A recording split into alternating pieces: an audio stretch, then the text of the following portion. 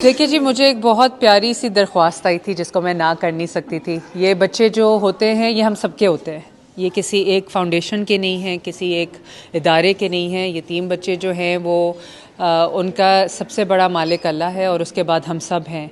और हमारी ज़िम्मेदारी है कि हम इन बच्चों को जितना बेहतरीन एहसास दिला सकें कि इनका ख्याल रखा जा रहा है, ये एक प्रायोरिटी है, इन पे तवज्जो दें। तो मैं उसी सिलसिले में आई थी जब इनकी मुझसे दरख्वास्त हुई थी इन बच्चों के लिए। तो मैंने ज़रूर इस विज़िट को करना ही था किसी भी हाल में।